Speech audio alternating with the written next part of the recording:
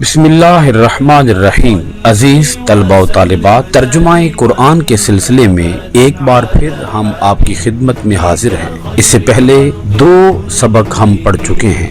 आज हम अपने तीसरे सबक का आगाज कर रहे हैं। सूरतुल बकरा की आयत नंबर 275 का हम लफ्जी और बामुहावरा तर्जुमा पेश कर रहे हैं। अल्लज़ीना, जो लोग, याकुलूना, खाते हैं, अर्रिबा, सूद, ला यकूमूना, नहीं खड़े होंगे, इल्ला, मगर, कमा, जैसे। जो लोग सूद खाते हैं वो रोज़े क़यामत खड़े नहीं होंगे मगर जैसे। यकूमु, खड़ा होता है। अल्लज़ी, वो शख्स जो, यतखब्बतुहु, उसे पागल कर दिया हो, अश्शैतानु, शैतान ने, मिनल मस्सी, छू कर, ज़ालिका बिअन्नहुम, ऐसा इसलिए होगा कि। वो शख्स खड़ा होता है जिसे शैतान ने छू कर पागल कर दिया हो, ऐसा इसलिए होगा कि कालू, वो कहते हैं, इन्नमा, दर हकीकत, अल-बैउ, तिजारत भी, मिस्लु, मानिंद, अर्रिबा, सूद, व अहल्ला, हालांकि हलाल किया।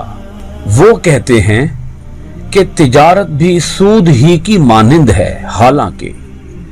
अल्लाहु, अल्लाह ने, अल-बैआ, तिजारत, व हर्रमा, और हराम किया, अर्रिबा, सूद, फमन, पस जिस, जाअहु, उसके पास आई। हालांकि अल्लाह ने तिजारत को हलाल फरमाया है और सूद को हराम किया है, लिहाजा जिसके पास मौइज़तुन, नसीहत, मिर रब्बिही, मिन का माना है से, रब्बिही, उसके रब, फंतहा, फिर वो बाज आ जाए, फलहू, तो उसी के लिए है, मा सलफ, जो वो ले चुका, व अमरुहू, और उसका मामला। बस जिसके पास उसके रब की तरफ से नसीहत आई फिर वो बाज आ जाए, तो जो हुर्मत सूद से पहले ले चुका वो उसी का है। व अमरुहू, और उसका मामला,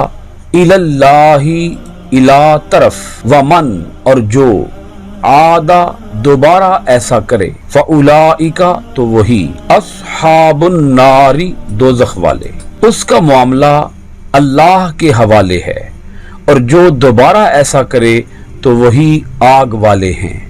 हम, वो, फीहा, इसमें, खालिदूना, हमेशा रहने वाले हैं, वो इसमें हमेशा रहने वाले हैं। आयत नंबर 275 का लफ्जी और बामुहावरा तर्जुमा आपने समात किया है। एक बार सिर्फ बामुहावरा तर्जुमा पूरी आयत का सुनिएगा। जो लोग सूद खाते हैं वो रोज़े क़यामत खड़े नहीं होंगे मगर जैसे वो शख्स खड़ा होता है जिसे शैतान ने छूकर पागल कर दिया हो।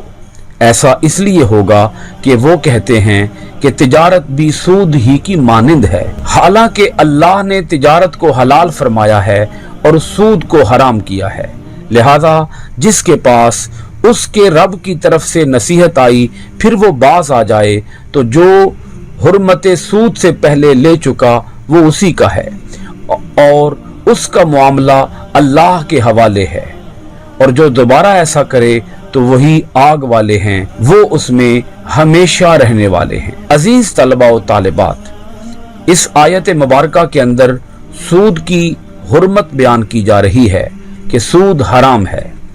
आयत के अंदर अंजाम बयान किया गया कि जो लोग सूद खाते हैं वो क़यामत के दिन पागलों की तरह खड़े होंगे, वो अपना ज़हनी तवाज़ुन खो चुके होंगे, अक्ल से पैदल होंगे और उनका दिमागी तवाज़ुन दुरुस्त नहीं होगा।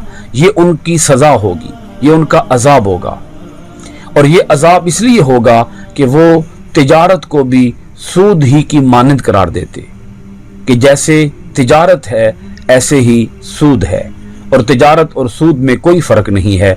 अल्लाह पाक बयान करता है हालांकि अल्लाह ने तिजारत को हलाल किया है और सूद को हराम किया है, لیکن وہ لوگ سود کو بھی حلال ہی کہتے ہیں۔ تو جس کے پاس یہ نصیحت آ گئی کہ سود حرام ہے اور پھر وہ سود لینے سے باز آ گیا، تو جو سود وہ لیتا رہا، سود کے حرام ہونے سے پہلے پہلے، سود کے حرام ہونے کا حکم نازل ہونے سے پہلے پہلے جو وہ سود لیتا رہا وہ اسی کا ہے، وہ اسے واپس نہیں لیا جائے گا۔ جو وہ لے چکا ہے وہ اسی کا ہے۔ لیکن جب سود کے حرام ہونے کا حکم آ گیا تو اب اس حکم کے بعد جو سود کھائے گا وہ دوزخی ہوگا۔ جس نے سود کے حرام ہونے سے پہلے پہلے سود کھایا، اس کا معاملہ اللہ کے سپرد ہے۔ اسلام جب آیا تو اس کے احکامات گریجولی دیے گئے، رفتہ رفتہ دیے گئے، آہستہ آہستہ دیے گئے۔ قرآن مجید رفتہ رفتہ 23 سالوں کے اندر نازل ہوا۔ تو جو لوگ مسلمان ہو چکے تھے، نماز پڑھتے تھے، روزہ رکھتے تھے، لیکن وہ سود کا لین دین کرتے تھے کیونکہ ابھی سود کے حرام ہونے کا حکم نہیں آیا تھا۔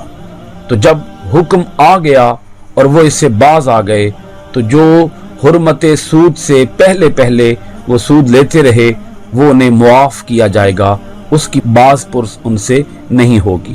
لیکن جب سود کے حرام ہونے کا حکم آ گیا اور اس کے بعد بھی کوئی سود لیتا رہا تو اس کو عذاب دیا جائے گا۔